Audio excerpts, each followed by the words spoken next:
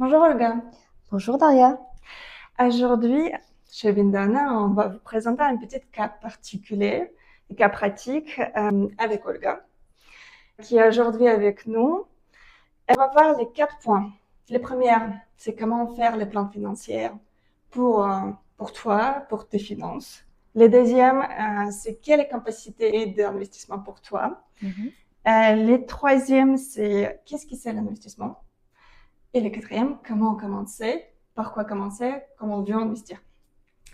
Voilà, donc les cas pratiques, ça va être les premières choses et on va faire avec toi les plans financiers.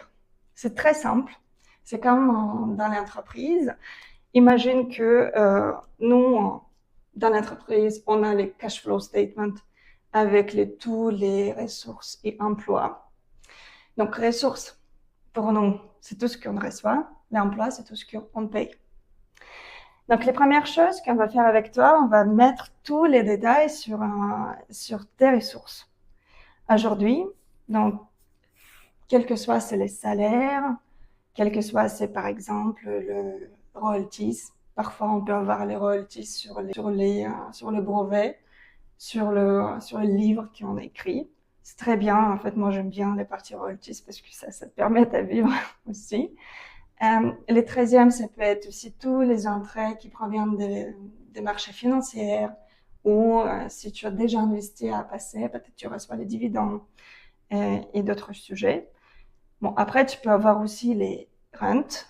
Voilà, donc on va dire que sur ces catégories des ressources, qu'est-ce que toi, tu as aujourd'hui comme un exemple? Prendre les cas pratiques. Alors aujourd'hui, comme un exemple, j'ai avant tout mon salaire Ok, très bien. qui s'élève à 3 000 euros net. Ok, parfait. Donc là, c'est mon principale source de revenus. Et en ce qui concerne des licences, les investissements personnels ou l'héritage, malheureusement, donc c'est pas mon cas. Je pense que ça va être très simple pour les gens qui nous regardent. Mais voilà. Donc, Non, mais c'est très bien. Moi, je pense qu'on a dans les cas, on peut dire, simples, pour dire qu'aujourd'hui, tu as que ton salaire.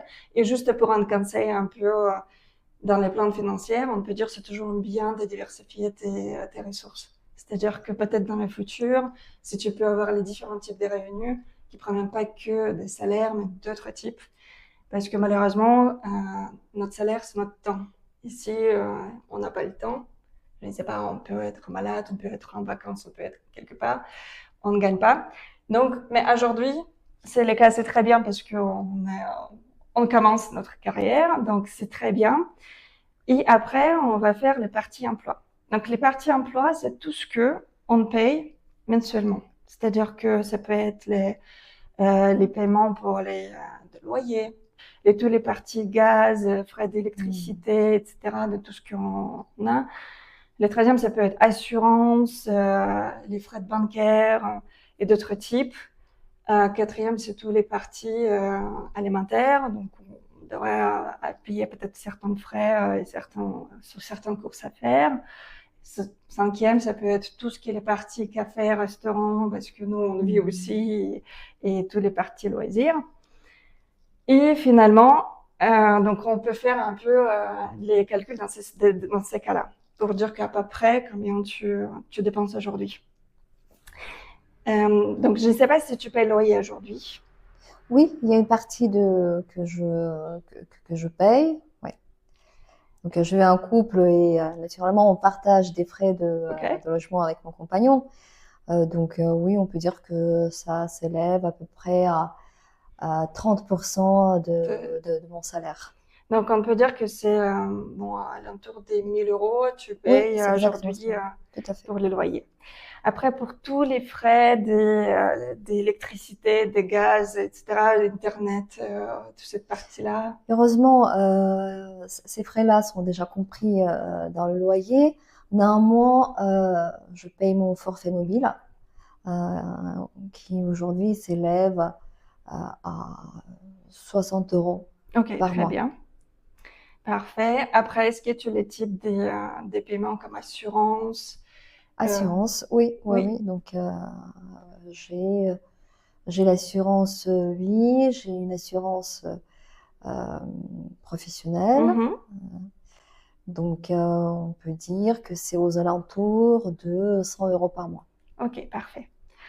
Est-ce que ça arrive à acheter quelque chose dans les magasins, c'est-à-dire que pour les nourritures, Bien faire sûr, des les courses? courses, Oui. c'est une partie qui n'est pas négligeable de mes emplois, de mes dépenses. Et donc, ça s'élève à peu près à 600, 700 euros par mois.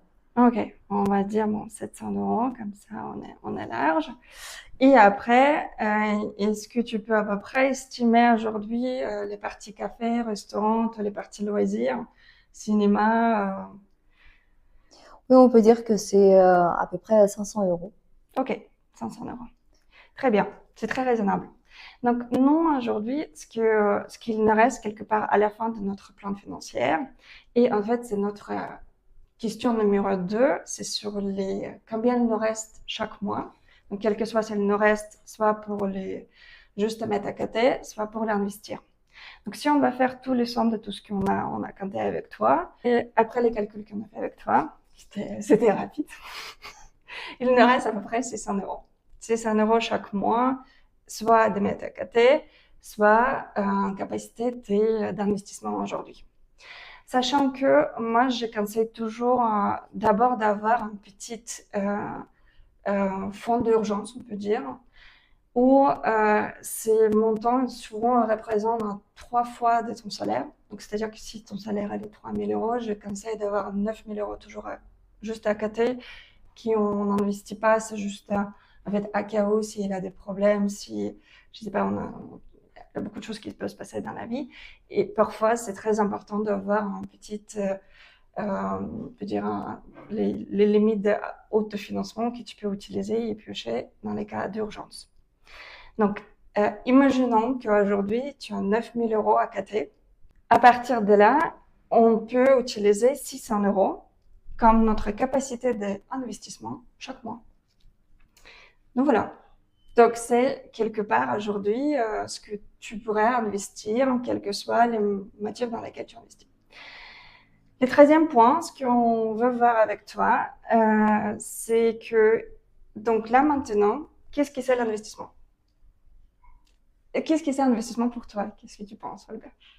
Investissement, c'est quelque chose qui pourrait nous apporter une sorte de plus-value sur l'argent qu'on a décidé de mettre dans un projet ou dans les actions.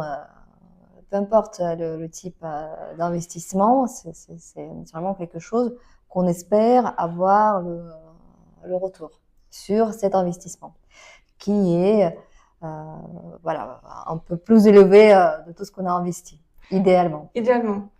C'est exactement ça. Souvent, on met l'argent dans les supermarchés financiers, soit dans les produits financiers, ou même les d'autres types d'investissements, et où, à la fin, on souhaite avoir les profits. Mais c'est pas souvent. On peut avoir aussi les pertes. Ça, il faut considérer dans les cas d'investissement, c'est-à-dire que c'est pas toujours gagné. On peut avoir aussi les pertes. Et c'est ça, la magie d'investissement. Donc, dans les parties investissement, on peut avoir les différents types où on peut mettre notre liquidité finale, donc 600 euros. On peut mettre soit sur les marchés financiers, donc acheter les actions. Le plus souvent, c'est les actions, soit les ETF, c'est les fonds, les index. Obligations, c'est très rarement que les particuliers peuvent acheter l'obligation. Il faut utiliser les plateformes dédiées et spécifiques. On peut aussi acheter les dérivés, les produits dérivés. Mais pour ça, il faut être vraiment connaître les marchés, etc. Donc ça, c'est toutes les parties marché. On peut aussi investir dans l'immobilier. Donc, c'est-à-dire qu'on peut acheter l'appartement, on peut acheter peut-être un parking, on peut acheter les caves à Paris. Donc, on peut aussi réfléchir sur les différentes options. On peut aussi mettre nos argent dans un fonds, quel que soit, ça peut être un hedge fund, ça peut être un fonds alternatif. Bien sûr qu'on peut mettre dedans crypto et toute cette partie-là. Mais comme les particuliers, les plupart du temps, tu vas avoir l'option entre investir en immobilier, c'est-à-dire acheter l'appartement ou d'autres types euh, de la maison, par exemple. Et quelque soit, c'est plus simple, c'est juste investir sur le marché financier, acheter les actions ou l'index. Sur les cryptos, je ne suis pas un spécialiste, donc on ne va pas parler de ça, ce n'est pas le sujet, mais pour certains, ça peut être aussi une option. Est-ce que c'est à peu près clair pour toi aujourd'hui que même avec 600 euros, tu peux quelque part aujourd'hui, en option de tous ces investissements, et grâce à ton plan financier qu'on a aujourd'hui établi, que toi, tu as aussi une capacité d'investissement, d'investir tous les jours, tous les mois, après ta situation. Tu as des questions? Non, non, c'est très, très clair.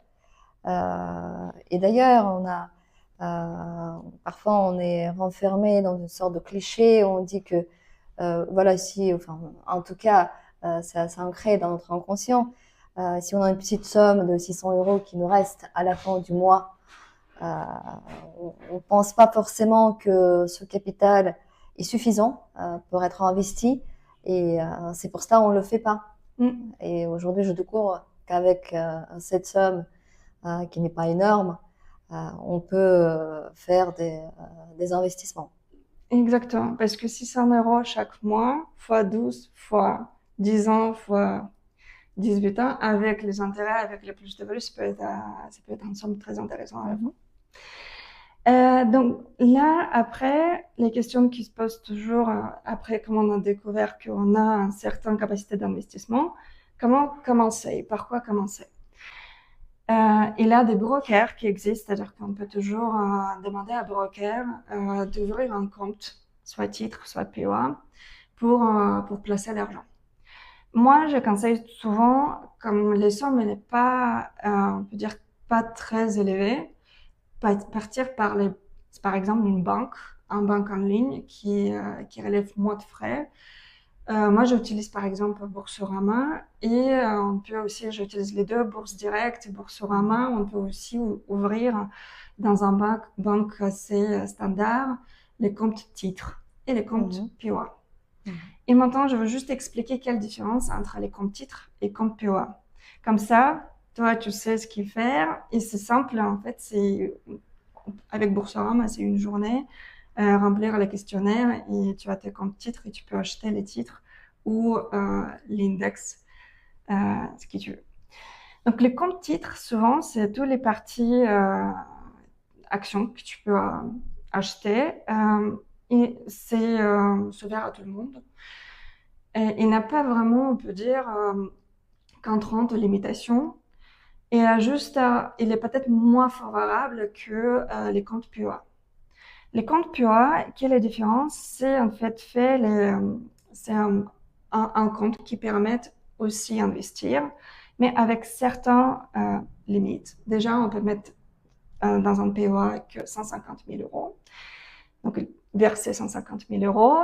Et les premières 5 ans, c'est bloqué dans un compte POA, c'est-à-dire qu'on ne peut pas sortir les liquidités. Donc, il faut faire attention si on a besoin de liquidités, on ne peut pas sortir chez POA. Comme titre, on est libre à faire tout ce qu'on veut. Et pourquoi, en fait, POA existe et pourquoi les gens l'utilisent assez souvent? Bien sûr, tous les plus-values, tous les gains qu'on va faire sur le marché financier vont être taxables. Il est taxable à 30% pour le compte titre et sur le compte POA, on a taxé qu'à 17,2%. C'est-à-dire qu'il y a un certain, presque 2 fois de différence entre les comptes titres et les comptes POA. Et après, il faut juste dire que les comptes POA, il ne faut pas oublier que c'est 50 et les comptes, les liquidités, les bloquées. On a les limites à 150 000 euros et plus souvent, c'est les titres français, soit les actions françaises, soit l'instrument français, soit il faut chercher un certain index avec l'index des FR, etc. Est-ce que c'est plus clair pour toi sur comment investir et par quoi commencer? Oui, c'est très, très, très clair. Très clair. Et je trouve que c'est important de connaître la différence entre ces deux possibilités d'investissement. se dire que bon, l'argent, il sera quand même bloqué pendant 5 ans, je ne pourrai pas utiliser ces fonds. Normalement, ça va m'apporter 17% de plus-value, de retour sur ma somme initialement investie. Et là, ça devient vraiment très intéressant. Oui, c'est-à-dire que de toute façon, tu peux aller au-delà des 17%. Comme tu investis, ça dépend comment tu investis. Par exemple, dans mon compte à moi-même, sur POA, moi j'ai 80% de plus de value. Mais je sais que les 80% des plus de value que j'ai fait, et pour POA, je vais payer que 17% sur cette somme. Et si j'ai eu exactement la même plus-value sur les comptes titres, j'aurais dû payer 30%. C'est ça la différence en fait, que dans le compte des POA, on paye que 17,2% et sur le compte titre, on paye 30% sur le plus de value. Y a-t-il des comptes titres qui ne sont pas imposables, je veux dire? Non, moi je connais pas. En France, non. Je pense qu'on est dans les cas où il faut que je regarde. Peut-être il y a des exceptions, mais vu comme ça, non, j'ai jamais vu. En tout cas, pour commencer un peu rentrer sur le marché d'investissement, je trouve que ces deux exemples sont très parlants. Exactement. Merci beaucoup. Merci Daria, merci beaucoup pour tes explications et voilà, pour tes conseils précieux.